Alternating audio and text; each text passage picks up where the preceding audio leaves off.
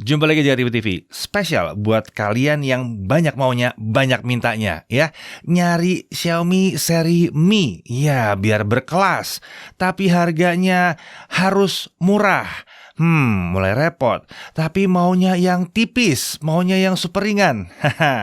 Itu sebabnya Xiaomi membuat Mi 11 Lite.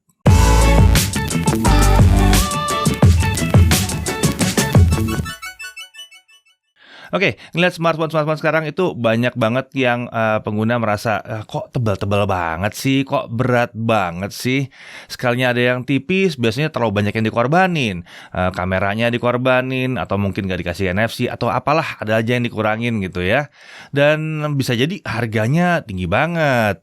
Nah, ini adalah Mi 11 Lite, dan dia yang akan menjawab semua permintaan itu ya. Oke, kita lihat dulu dari isi boxnya. Kita lihat ada unitnya tentunya, lalu ada screen protector yang sudah terpasang, ada charger 33 watt, ada kabel USB-C dengan aksen orange di bagian portnya, lalu ada clear case, lalu dokumen ada di situ, ada SIM ejector. Nah, untuk desain ini stylish dan keren banget, terutama yang warna pink ini yang kita uji ini namanya peach pink.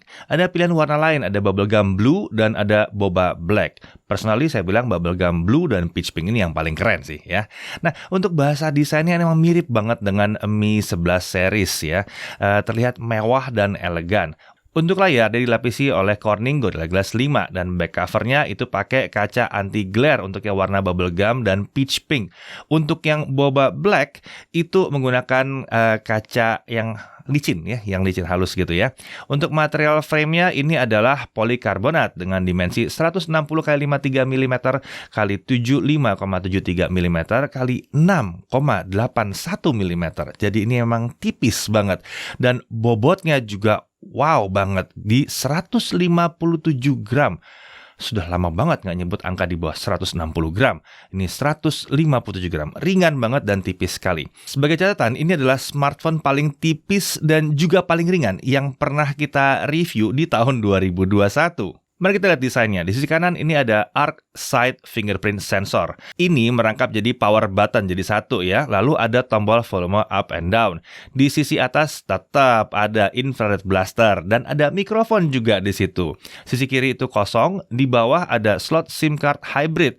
Jadi kita harus pilih mau dual SIM atau single SIM pakai satu micro SD. Lalu ada mikrofon, ada port USB Type-C, ada grill speaker stereo bagian bawah. Ya, speakernya stereo. Di sisi belakang ada triple kamera, ada LED flash. Sisi layar kita lihat ada kamera selfie, ada grill speaker stereo bagian atas juga di situ. Dan kalau diperhatikan, bezel layar ini terbilang tipis dan nyaris simetris ya. Nah, walaupun bodi setipis ini, Xiaomi masih bisa nyempetin naruh stereo speaker yang tadi kita bahas. Kualitasnya juga terbilang bagus ya, bukan yang luar biasa. Bass memang juga nggak terlalu kencang-kencang banget ya. Memang susah untuk mendapatkan bass dengan bodi setipis ini.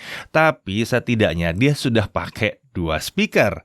Dan di sini kita juga lihat tidak ada headphone jack. Hal ini bisa dimaklumi karena ketebalan smartphone ini memang luar biasa tipis. Dan ingat, ini Mi series ya. Untungnya adapter masih disediakan. Ya, sama dengan smartphone Xiaomi lain yang pakai AMOLED, LED notifikasi memang tidak ada. Tapi ya jadinya dia bisa pakai layar. Ini udah jadi standar akhir-akhir ini. Nah, untuk layarnya sendiri ini adalah layar 6,55 inci AMOLED dot display. Resolusinya Full HD Plus 2400 x 1080 pixel. Nah, untuk refresh rate tentunya bukan 60 Hz, ini up to 90 Hz dengan touch sampling rate di 240 Hz. Untuk color gamut ini luas di DCI P3. Kedalaman warnanya juga mencapai 10 bit dan brightness-nya bisa 800 nits. Untuk penyimpangan warnanya delta E-nya plus minus 0,55. Ini kecil sekali ya, di bawah 1. Dan dia juga memiliki 360 derajat ambient light sensor. Dan tentunya karena AMOLED dia punya fitur always on display. Yang sayangnya memang untuk AOD di sini dilimit di 10 detik saja. Nah, mari kita bahas soal kameranya. Ini menggunakan kamera wide 64 megapiksel f1.79 dengan lensa 6 elemen ya. Xiaomi tidak ngasih detail sensornya pakai apa di sini sayangnya. Untuk video dia bisa merekam sampai dengan 4K 30 fps. Lalu ada juga kamera ultra wide 8 megapiksel dengan field of view 119 derajat, bukaannya f2.2. Dan perekaman videonya bisa 1080p 30 fps. Lalu masih ada lagi satu kamera tele makro 5 megapiksel f2.4 dan ini autofocus dari 3 sampai 7 cm dengan kemampuan perekaman video lagi-lagi 1080p 30 fps. Untuk kamera selfie ini adalah kamera 16 megapiksel f2.45. Perekaman videonya bisa sampai 1080p 60 fps.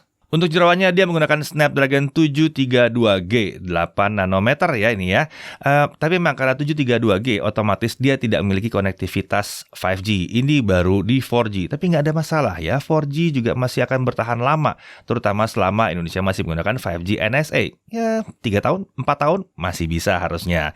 Untuk RAM, dia menggunakan 8GB LPDDR4X dan storage 128GB UFS 2.2 untuk di unit kita.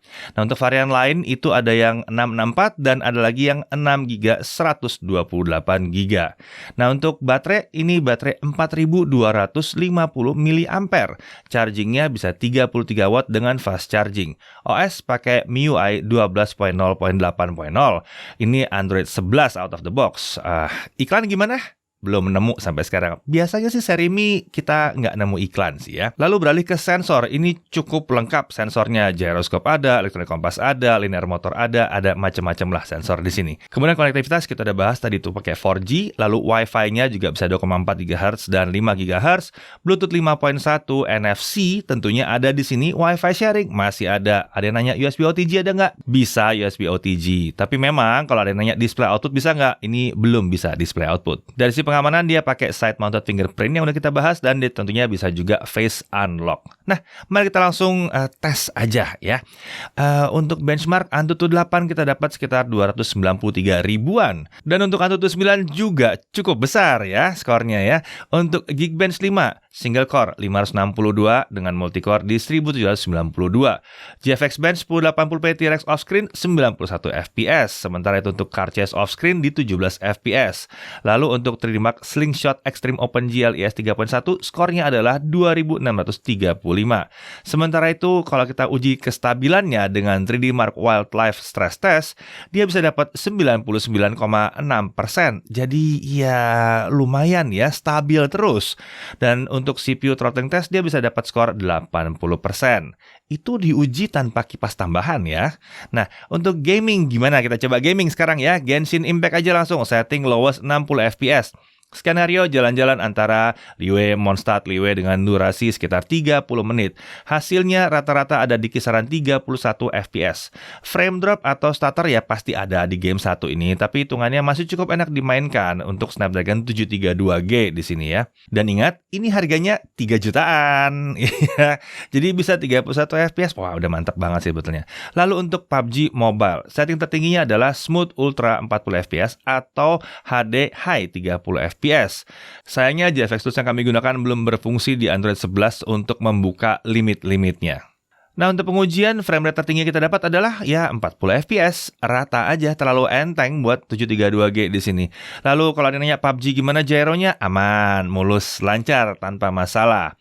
Lalu kita coba LOL Wild Rift, settingnya rata kanan, sayangnya emang belum support dari 60 fps. Hasilnya lancar aja di 60 fps, walaupun kalau lagi rame kadang-kadang masih bisa frame drop, tapi cuman ke 55-57 fps doang, nggak ada masalah. Beralih ke Honkai Impact 3, settingnya high, FPS di setting di 60, all efeknya kita off kan ya. Ini naik turun di kisaran 25-40 fps. Kalau lagi rame banget dia bisa drop ke 20 fps.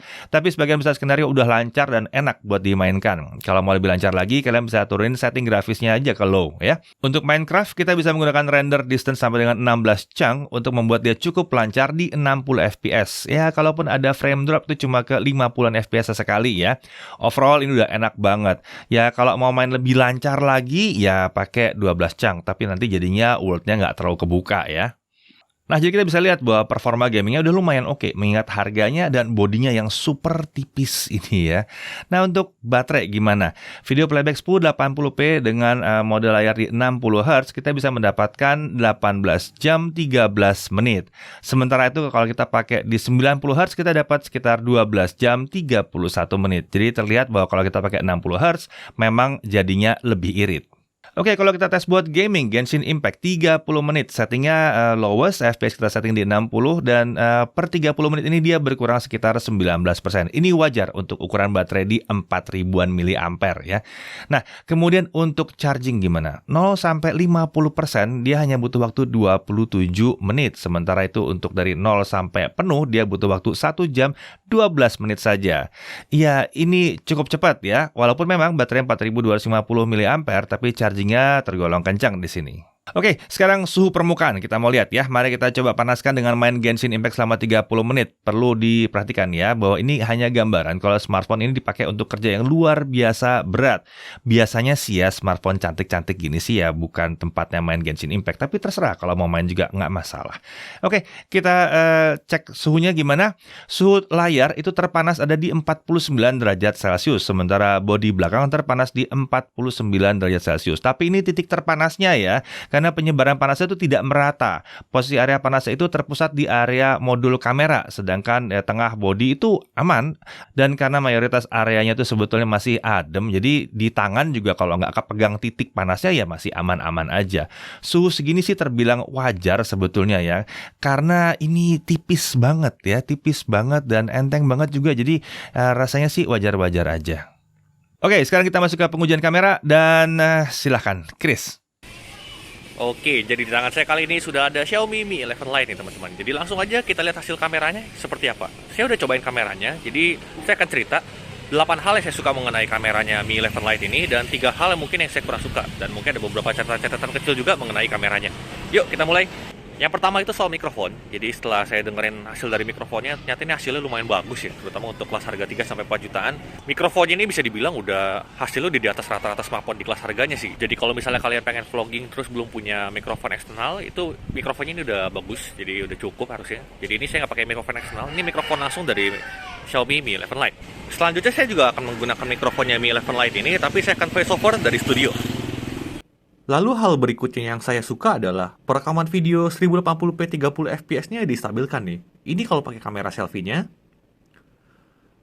Lalu ini kalau pakai kamera utamanya nih. Nah, karena kamera utamanya itu bisa sampai 4K 30, tentunya saya coba juga. Dan ternyata juga distabilkan di sini. Keren. Kemudian yang saya suka juga adalah hasil fotonya, detail dan tajam nih. Untuk urusan warna, kamera utamanya ini cenderung ngasih warna yang oversaturated. Gonjreng banget sih hasilnya, dan warna kulit jadi nggak natural. Ya ini kalau kurang cocok tinggal diedit aja sih. Mungkin Xiaomi sengaja ngasih karakter warna kayak begini karena banyak yang suka juga ya. Untuk kamera ultrawide-nya just oke aja. Sudut pandangnya cukup lebar. Untuk warnanya masih cukup oke. Saturasinya nggak setinggi kamera utama sih, dan lebih kelihatan natural gambarnya. Kalau di kamera selfie-nya saya juga suka. Detailnya dapat dan warnanya paling standar sih. Kelihatan kan dari warna kulitnya, nggak segonjreng di kamera utamanya. Lalu untuk makro, ini sampel fotonya. Lalu hal yang berikutnya saya suka juga adalah fitur clone. Jadi kalau kita pakai fitur ini, fotonya bisa jadi kayak begini nih. Lumayan nih buat keren-kerenan kan. Lalu fitur berikutnya yang saya suka itu ada movie effect. Ini fitur yang biasanya baru ada di seri flagshipnya Xiaomi nih. Keren.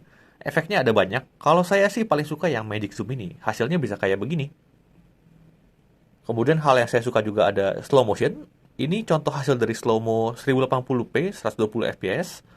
Lalu kalau mau lebih lambat bisa setel ke 720p 240 fps, bisa juga 960 fps kayak gini, tapi saya sih jarang pakai ya karena terlalu artificial. Lalu berikutnya saya juga suka akan fitur Pro Mode-nya. Ini udah nggak usah diraguin lagi sih kalau Xiaomi ya. Pro Mode-nya udah lengkap, buat foto bisa, buat video juga bisa. Kalau kalian mau bikin konten pakai HP, Pro Mode ini wajib banget ada. Lalu menariknya dia juga punya dual video, jadi kita bisa bikin video dari dua kamera langsung kayak gini nih. Yang satu kamera selfie-nya, yang satu kamera utamanya. Bisa kiri kanan kayak gini atau salah satunya jadi bentuk kecil seperti ini. Ini semua tanpa editing ya. Saat merekam, hasil akhirnya langsung kayak gini. Lalu berikutnya ini hal yang saya kurang suka dari kameranya. Yang pertama adalah kalau kita switch resolusinya ke 1080p 60 fps, itu nggak distabilkan.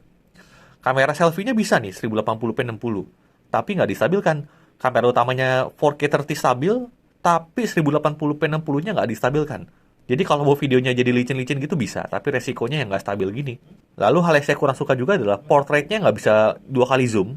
Kalau mau foto bokeh-bokeh atau background blur gitu terkunci di white aja nih. Personally sih saya ngerasa adanya mode 2 kali zoom akan lebih keren. Lalu hal yang saya kurang suka juga adalah night mode-nya. Karena nggak ada optical image stabilizer, saat pakai night mode, goyang dikit juga berakibat blur nih. Dan night mode di sini kayak kurang terlihat gitu perbedaannya, nggak terlalu signifikan hasilnya. Harapannya sih paling tidak di smartphone harga segini udah ada optical image stabilizer ya, biar night mode-nya juga bisa lebih optimal. Lalu mungkin catatan-catatan kecil aja, saat video ini kita nggak bisa pindah-pindah kamera, jadi itu wajar banget ya. Di smartphone harga segini memang belum ada yang bisa. Itu baru ada di smartphone-smartphone yang pakai prosesor kelas flagship aja ya. Lalu catatan berikutnya, karena nggak ada headphone jack, kalau mau rekaman pakai mic eksternal, harus pakai adapter dulu nih, jadi hati-hati banget ya. Oke, jadi itu dia tes kameranya Mi 11 Lite. Kita lanjut lagi ke Mas Dedi ya. Nah, untuk kamera asik ya. Nah, mari kita lanjut ke pengujian lain ya. Kalau pertanyaan mengenai Netflix gimana? L1 bisa, dan nonton Netflix Full HD HDR juga bisa. YouTube HDR video playback tentunya bisa juga, nggak ada masalah. Lalu kalau kalian menanyakan soal touch delay gimana? Main Real Drum, PUBG Mobile kita nggak merasa ada touch delay. Itu semuanya aman-aman aja, dan touchscreen-nya tergolong sangat responsif. Lalu haptic feedback pada saat kita ngetik misalnya ya. Kalau yang ini sih kayaknya konsistensinya belum ada yang bisa ngelawan Xiaomi. Kayaknya hampir semua smartphone Xiaomi sekarang ya, dari kelas menengah sampai yang paling atas, itu haptic feedbacknya emang enak banget ya. Oke, untuk harga. Oke, kita mulai dari yang 6 GB RAM dengan 64 GB storage ya. Harga perkenalannya di 3.699.000 dengan harga SRP-nya di 3.799.000. Sementara itu untuk yang 6128 harga perkenalnya di 3.799.000 dengan harga SRP di 3.899.000. Lalu untuk yang 8128 ini harga awalnya atau perkenalannya di 3.999.000 dengan SRP di 4.099.000. Oke, mari kita lanjut ke hal yang perlu diperhatikan. Tidak adanya headphone jack itu bisa menyulitkan buat kalian yang memang belum punya TWS atau headphone Bluetooth gitu ya. Tapi ada adapternya sih, nggak ada masalah. Pastikan aja adapternya nggak hilang. Kemudian, baterai ini sebetulnya terhitung awet kalau kita pakai layarnya disetting di 60 Hz. Tapi memang saat di mode 90 Hz tentunya ini akan makan daya ekstra, jadi baterainya sedikit lebih boros. Lalu beralih ke SIM tray-nya, ini hybrid. Ya mungkin ada yang bilang, ya kenapa hybrid? Tapi yang Mi yang lain bahkan cuma 2 SIM aja. Kalau yang Mi yang satu ini masih bisa ada microSD dipasang ya. Kemudian untuk suhu, ya kalau gaming berat memang akan ada titik-titik suhu yang agak tinggi. Tapi rasanya lagi-lagi kita karena tipisnya, dan tidak semua bagian dari bodinya itu panasnya setinggi titik terpanasnya. Dari sisi yang kami suka, jelas bodinya sangat tipis dan ringan. Desainnya mewah, elegan, terutama yang pink, yang biru juga sih. Ya. Layarnya juga bagus banget, speaker stereo udah tersedia di situ. Kameranya keren, chargingnya juga tergolong kencang. Haptic feedbacknya buat ngetik enak banget. Masih ada infrared blasternya buat jadi remote. NFC ada, dan karena ini Mi series, dia jadi minim iklan. Agak beda memang di sini ya.